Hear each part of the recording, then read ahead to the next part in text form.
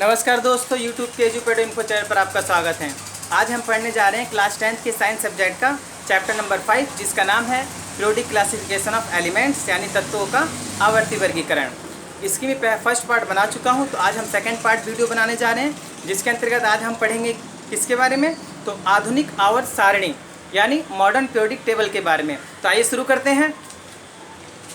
सबसे पहले मैं आपको बता दूं कि आधुनिक आवर्त सारणी को हेनरी मोजले ने 1913 में दिया था। इससे पहले मैं आपको बता चुका हूं कि क्लासिफिकेशन को डोबेराइनर ने, न्यूलैंड्स ने और मैंडलीफ ने आखिरकार क्लासिफाई किया और उनमें बहुत सारी गलतियां रहीं। तो उन गलतियों से आगे आकर इस वैज्ञानिक ने, जिसका नाम है हेनरी मोजले ने, 1913 में तत्वों को दोबारा से क्लासिफाई किया। और इनका आधार क्या था, इनका बेसिस क्या था, तो इन्होंने उन सबसे हट कर एक नई प्रॉपर्टीज़ का यूज़ किया, जो था इन्होंने क्या क्या बारी बारी से सभी तत्वों के एक्सरे फाइंड आउट किए। और इन्होंने पाया कि सबकी एक्सरे प्रॉपर्टीज़ फाइंड आउट करने के बाद इनको पता चला कि तत्व जो है उसकी जो प्रॉपर्टीज़ हैं वो उसके एटॉमिक नंबर पर डिपेंड कर रही हैं। एटॉमिक नंबर का मतलब है परमाणु संख्या पर। हेनरी मोजले ने यह बताया कि तत्व के जो गुणधर्म हैं वो उसके परमाणु द्रव्यमान पर निर्भर नहीं करते, जैसा कि सारे वैज्ञानिक पीछे वाले चैप्टरों में करते आए हैं, फिर इससे पहले इस्तेमाल करते आए थे। तो इन्होंने एक नए तरह का आविष्कार किया और इन्होंने ये बताया कि परमाणु संख्या ही तत्वों के प्रॉपर्टीज़ का बेसिस है। तो ये बिल्कुल सटीक था, सही था। इससे बहुत सारी गलतियाँ, जो पिछली गलतियाँ थी वैज्ञानिकों के द्वारा, वो सब अपने आप ही एलिमिनेट हो गई, समाप्त हो गई। इन्होंने क्या किया, इनके समय पर 104 यानी 104 एलिमेंट्स ज्ञात थे। 1913 तक 104 एलिमेंट थे, 104 तत्व थे, और 104 तत्वों को बिल्कुल अच्छी तरीके से और बिल्कुल ऑर्डर में इन्होंने क्लासिफाई किया। इन्होंने अपनी टेबल में ये जो आवर्त है, यानी इसको हम पीरियड्स कहते हैं, इन्होंने 7 पीरियड्स में अपनी पूरी टेबल को डिफाइन किया। पीरियड्स की संख्या थी 7, और जो कॉलम थे यानी कि जो ग्रुप्स थे, जिसको मैं आपको पहले बता चुका हूँ। अगर आपको कुछ समझना है तो कृपया करके इससे पहली वाली वीडियो जो इस चैप्टर की है वो देख लें आप। आइए, तो इन्होंने अपनी टेबल को 18 ग्रुप्स में, 18 ग्रुप्स में और 7 पीरियड्स में यानी 7 आवर्त में, ग्रुप्स का हिंदी में बोलते हैं समूह, तो 18 समूह और 7 आवर्त में इन्होंने अपनी टेबल को डिफाइन किया। और उसके साथ ही सभी एलिमेंट्स को बढ़ते हुए परमाणु संख्या यानी increasing atomic number, not mass, number, बढ़ते परमाणु संख्या के आधार पर, मैं यहाँ लिख देता हूँ ताकि आपको समझ में आ जाए, इंक्रीजिंग एटॉमिक नंबर। तो इंक्रीजिंग एटॉमिक नंबर यानी बढ़ते हुए परमाणु संख्या के आधार पर इन्होंने सभी एलिमेंट्स को, तत्वों को क्लासिफाई किया। आशा करता हूँ आपको ये समझ में आ रहा होगा। आइए चलते हैं आगे टॉपिक की तरफ।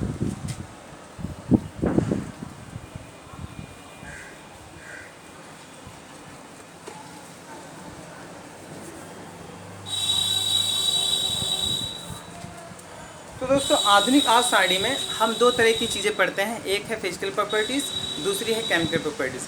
फिजिकल प्रॉपर्टीज़ में हम जो है चेंजेस देखते हैं कि किस प्रकार से फिजिकल ट्रेंड हो रहा है और किस प्रकार से केमिकल ट्रेंड फॉलो करता है। तो यहाँ पर जो है 2 तरह की प्रॉपर्टीज़, एक है फिजिकल प्रॉपर्टी यानी भौतिक गुणधर्म, इसको हिंदी में हम कहते हैं भौतिक गुणधर्म,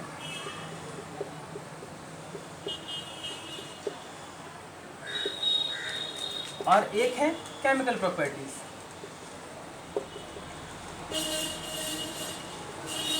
यानी रासायनिक गुणधर्म।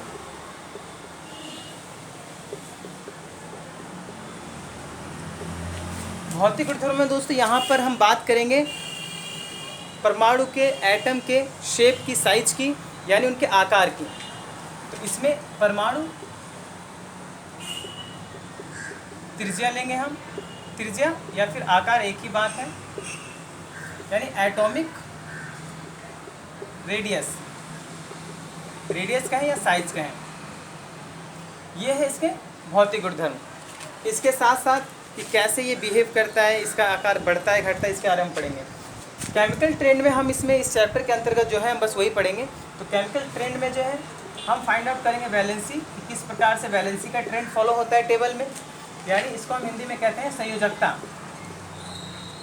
कि संयोजकता किस प्रकार से घटती है या बढ़ती है। सेकंड, हम बात करेंगे किस प्रकार से ये इलेक्ट्रॉन डोनेट करते हैं और गेन करते हैं।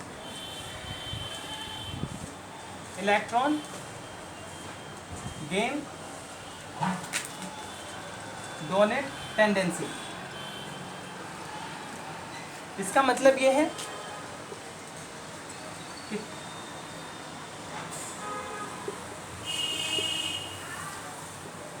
तत्वों की इलेक्ट्रॉन लेने और देने की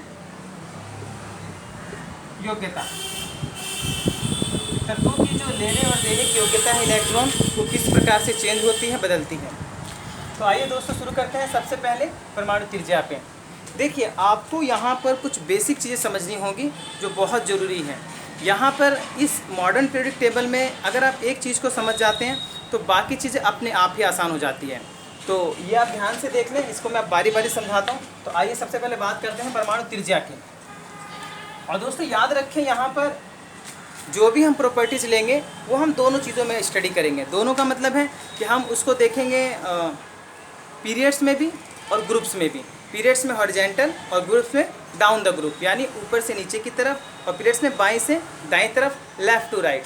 मैं आपकी जानकारी के लिए बता दूं, अगर आपके पास मॉडर्न पीरियोडिक टेबल आप अपनी बुक में देख रहे हो तो बुक को लेकर बैठे, इसमें आपकी हेल्प होगी बहुत।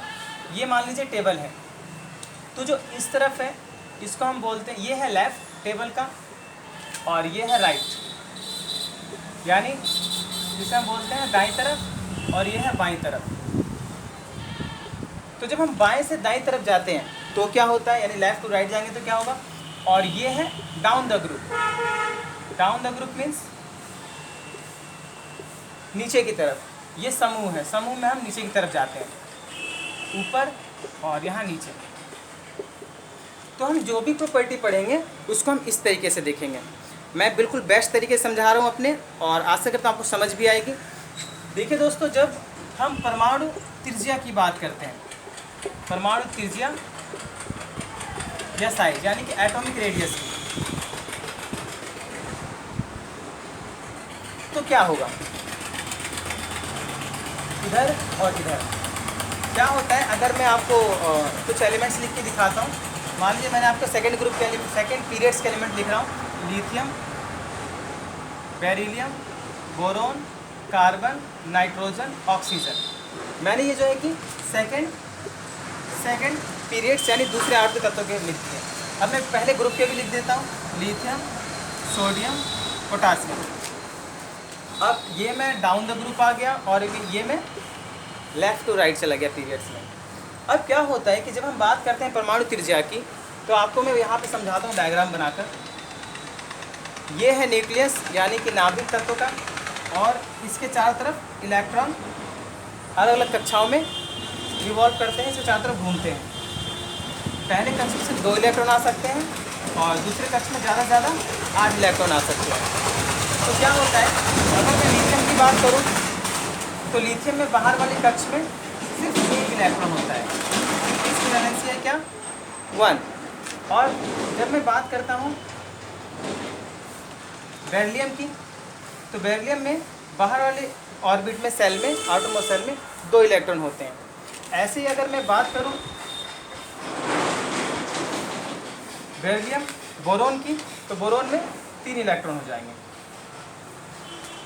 ऐसे क्या होता है, देखिए यहाँ पर आउट नंबर 2 है यानी कि पीरियड नंबर 2 है, तो इसमें क्या होगा, ये जो 2 का मतलब है कि इसमें जो सेल्स हैं यानी नंबर ऑफ ऑर्बिट्स हैं, कोषों की संख्या है, जो पहली ये है, दूसरी ये है, ये दिखाता है। पीरियड्स ये बताता है हमें। तो ये 2 पीरियड इसमें यानी कि 2 सेल्स हैं, तो सेल्स तो 2 ही है इसमें, लेकिन इलेक्ट्रॉन तो बढ़ रहा है ना। इसमें बाहर वाले कक्ष में 2 इलेक्ट्रॉन है, इसमें 3 इलेक्ट्रॉन हो गया, इसमें 4 इलेक्ट्रॉन हो गया, इसमें 5, इसमें 6, तो इलेक्ट्रॉन बढ़ रहे हैं। इससे क्या होता है कि अगर मान लीजिए ये नाभिक है और इलेक्ट्रॉनों की संख्या बढ़ रही है और पहले इलेक्ट्रॉन यहाँ थे, तो नाभिक क्या करता है, सभी इलेक्ट्रॉन को अपनी तरफ अट्रैक्ट करता है, आकर्षित करता है। जिससे क्या होता है, अगर इलेक्ट्रॉन यहाँ पर है तो जब 2 इलेक्ट्रॉन और आएंगे तो और पास आ जाएंगे, जब और 2 इलेक्ट्रॉन आएंगे तो थोड़ा सा और पास आ जाएंगे। तो इस प्रकार से आवर्त में जब हम लेफ़्ट टू राइट जाते हैं, लेफ़्ट टू राइट यानी लिथियम से हम ऑक्सीजन की तरफ जाएंगे, तो इसमें जो आकार है, रेडियस है, वो डिक्रीज होती है। रीजन क्या है? तो वही है जो मैं आपको बता रहा हूँ कि परमाणु के जो इलेक्ट्रॉन हैं वो उसके नाभिक से खींच लिए जाते हैं। नाभिक होता है धनात्मक पॉजिटिव और इलेक्ट्रॉन होते हैं नेगेटिव, और ये साइंस का नियम है कि अपोजिट चार्ज हमेशा एक दूसरे को आकर्षित करते हैं। तो जब ये आकर्षित करेगा तो साइज अगर ये इतना है तो ऐसे पास आ जाएंगे। तो इसलिए लेफ़्ट टू राइट पीरियड्स में यानी बाईं से दाईं तरफ जाने पर परमाणु त्रिज्या आकार घटता है। और जब हम बात करेंगे, इसको मैं रफ कर देता हूँ ताकि यहाँ जगह मिल जाए। जब हम बात करेंगे ग्रुप में, तो ग्रुप में क्या होता है, देखिए यहाँ पर ये है सेकंड पीरियड में, ये है थर्ड पीरियड में, और ये है फोर्थ पीरियड में। तो जैसे कि मैंने आपको बताया कि सेकंड पीरियड में है तो इसके पास 2 सेल्स हैं, और थर्ड पीरियड में है तो इसके पास 3 सेल्स हैं, और अगर फोर्थ पीरियड में है तो इसके पास सेकंड में है तो 2 होंगे, और थर्ड में है तो 3 होंगे, सेकंड में है तो 2 होंगे, और फोर्थ में है तो 4 होंगे। तो आप खुद ही देख सकते हैं कि जो फोर्थ पीरियड है, देखिए यहाँ पे क्या है, साइज कम है, यहाँ पर 3 पीरियड हो गए तो यहाँ ज़्यादा हो गया, यहाँ पे आवर्त कितने हो गए 4, तो यहाँ पर और ज़्यादा हो गया। तो आप खुद ही देख सकते हैं कि हम साइज जो है धीरे धीरे बढ़ रहा है। तो जैसे हम ग्रुप में नीचे आएंगे वैसे वैसे आकार बढ़ता है, एटॉमिक रेडियस बढ़ती है। क्यों? क्योंकि नंबर ऑफ सेल्स यानी कोषों की संख्या बढ़ रही है, जिससे क्या हो रहा है कि इसके नाभिक से इसके बाहर वाले कोष की जो दूरी है वो बढ़ गई। हम रेडियस को ऐसे ही नापते हैं, बाहर वाले कक्ष से केंद्र से जोड़ते हैं, और जो दूरी होगी उसे हम बोलेंगे एटॉमिक रेडियस, परमाणु त्रिज्या। तो यहाँ पर देखिए ये दूरी बढ़ती जा रही है। तो इस प्रकार से ऊपर से नीचे आने पर यानी कि किसी भी ग्रुप में डाउन द ग्रुप ऊपर से नीचे आने पर परमाणु त्रिज्या घटती है, बढ़ती है। तो आशा करता हूँ आपकी समझ में आ रहा होगा। आइए चलते हैं अगले टॉपिक की तरफ। तो ये तो थी फिजिकल प्रॉपर्टी, एटॉमिक रेडियस को कैसे हम चेक कर सकते हैं। तो अब मैं आपको केमिकल प्रॉपर्टीज़ की तरफ ले चलता हूँ। तो दोस्तों केमिकल प्रॉपर्टीज़ को फाइंड आउट करने के लिए सबसे पहले आपको वैलेंसी फाइंड आउट करनी पड़ेगी, यानी संयोजकता। अब संयोजकता क्या होती है? तो संयोजकता का पता लगाना बहुत ही आसान है, बस उसके लिए आपको इलेक्ट्रॉनिक कॉन्फ़िगरेशन यानी कि इलेक्ट्रॉनिक विन्यास आना चाहिए। तो वो कैसे आएगा? तो अगर आपने तत्वों को 1 से लेकर 20 तक याद किया है तो वो कुछ इस तरह से बन जाएंगे: hydrogen, helium, lithium, beryllium, boron, carbon, nitrogen, oxygen, fluorine, neon. मैं नियॉन तक 10 तक लेता हूँ। क्या होता है दोस्तों, इसका परमाणु संख्या यानी कि परमाणु एटॉमिक नंबर क्या है 1, इसकी क्या है 2, इसकी है 3, इसकी 4, इसकी 5, 6, 7, 8, 9 और नियॉन की 10। इलेक्ट्रॉनिक विन्यास क्या होता है तो मैं आपको बता दूं कि जब ये मान लीजिए नाभिक है और इसके चारों तरफ इलेक्ट्रॉन रिवॉल्व कर रहे हैं एक निश्चित कक्षा में, निश्चित पाथ पर। तो ये जो इलेक्ट्रॉन रिवॉल्व करते हैं तो किस ऑर्बिट में करते हैं, किस कोष में? तो पहले कोष में ज़्यादा से ज़्यादा 2 इलेक्ट्रॉन आ सकते हैं, दूसरे कोष में ज़्यादा से ज़्यादा 8 इलेक्ट्रॉन आ सकते हैं, और तीसरे कोष में ज़्यादा से ज़्यादा 8 इलेक्ट्रॉन आ सकते हैं। मतलब कम से कम इससे कम हो सकते हैं लेकिन ज़्यादा नहीं हो सकते इनसे। पहले में कम से कम 1 हो सकता है, और दूसरे में कम से कम 1 भी हो सकता है, 7 भी हो सकते हैं, 8 भी हो सकते हैं, लेकिन 8 से ज़्यादा नहीं होंगे। ऐसी सेम इसमें होगा। तो जब हम क्लास इसको हम लिखते हैं इलेक्ट्रॉनिक विन्यास, तो ये हो गया 1, इसका इलेक्ट्रॉनिक विन्यास हो गया 2, क्योंकि ज़्यादा से ज़्यादा 2 आ सकते थे, 2 आ गए पहले कक्ष में। अब इसमें क्या है 2, 1, क्यों 1 क्यों यहाँ पे? क्योंकि पहले वाले कक्ष में बस 2 ही इलेक्ट्रॉन आ सकते हैं, तो यहाँ पर 2 इलेक्ट्रॉन तो आ चुके हैं, तो जो बाकी के बचेंगे वो अगली कक्षा में चले जाएंगे। तो अगली कक्षा में इसका 1 इलेक्ट्रॉन आया। ऐसे ही बेरिलियम का 2, 2, ऐसे ही इसका 2, 3, ऐसे ही 2, 4, और ऐसे हम डॉट करते हुए लेके जाएंगे, और ये हो जाएगा फ्लोरीन का 2, 7, ऐसे ही 2, 8। देखिए यहाँ पे पूरा भर गया है, जितने से 8 सेकंड कक्ष को आ गया है। तो इसे हम इलेक्ट्रॉनिक विन्यास कहते हैं। मैं इसको बता के थोड़े ऊपर से भी आपको एलिमेंट बता देता हूँ, लिख देता हूँ ताकि आपको और अच्छी तरह समझ में आए। अब अगर हम बात करेंगे सोडियम की, sodium, magnesium, aluminium, silicon, phosphorus, sulphur, chlorine, argon, potassium. देखिए सोडियम के पास होते, सोडियम का 11 नंबर है, इसका 12, इसका 13, आप नंबर वाइज याद कर लें तो कोई प्रॉब्लम नहीं होगी। सोडियम का होता है 2, 8, 10 तो हो गए।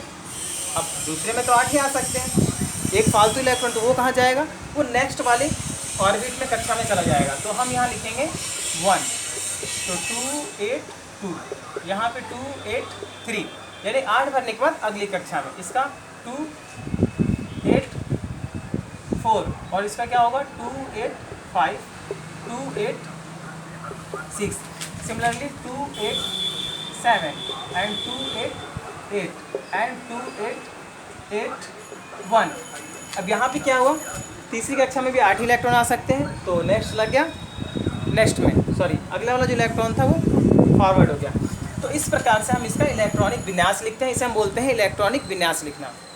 दोस्तों इस चैप्टर में जो आधुनिक आवर्त सारणी है उसमें बहुत सारी एक्टिविटीज़ दे रखी हैं बुक में, यानी क्रियाकलाप दे रखे हैं, आप उसको ज़रूर करें। अगर आपने उसको अच्छी तरह कर लिया तो आपके एग्ज़ाम में कोई भी क्वेश्चन आए इस टेबल के बेसिस पे आप 100% उसे सही करेंगे। और अगर उसको पढ़ने के बाद आपको कोई प्रॉब्लम होती है तो आप मेरे इस वीडियो के कमेंट के नीचे जाएं, सेक्शन बॉक्स में कमेंट सेक्शन में जाएं, वहाँ पर आप कमेंट करके कुछ भी पूछ सकते हैं, बता सकते हैं। तो आशा करते हैं समझ में आ गया होगा। तब इलेक्ट्रॉन संयोजकता कैसे निकालते हैं, वैलेंसी की बात कर लेते हैं। ये जो बाहर वाले कक्ष में इलेक्ट्रॉन है इनको हम बोलते हैं संयोजक इलेक्ट्रॉन। क्या कहते हैं, संयोजक इलेक्ट्रॉन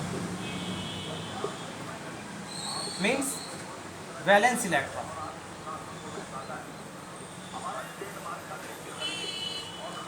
तो वैलेंस इलेक्ट्रॉन, अगर मैं इसको शॉर्ट फॉर्म में Ve लिख देता हूँ, अगर Ve 4 से कम है, 4 से कम वैलेंस इलेक्ट्रॉन यदि 4 से कम है या 4 के बराबर है, तो देखिए यहाँ पे कहाँ, ये देखिए 4 से कम, 4 से कम, 4 से कम, ये भी 4 से कम है, ये भी 4 से कम है या 4 के बराबर है, तो इनकी वैलेंसी यानी जो संयोजकता है यही होगी।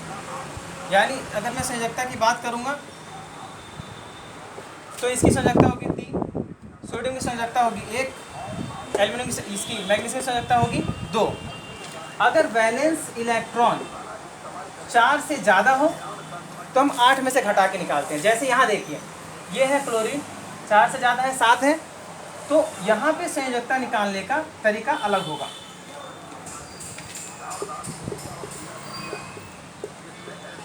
यहाँ संयोजकता होगी 8 माइनस में वैलेंस इलेक्ट्रॉन, तो यहाँ पर 8 माइनस वैलेंस इलेक्ट्रॉन कितने हैं 7, तो संयोजकता कितनी हो गई 1। दोस्तों अगर 4 से ज़्यादा है तो आप ऐसे निकालेंगे और 4 से कम है तो ऐसे निकालेंगे। आशा करता हूँ आपको ये चैप्टर समझ में आया होगा। समय ना होने की वजह से मैं इस वीडियो को यहीं पे समाप्त करता हूँ और मिलते हैं नेक्स्ट वीडियो में। तब तक के लिए धन्यवाद। हमारी वीडियो को देखते रहें, चैनल को देखते रहें और वीडियो को शेयर और लाइक करें। Thank you.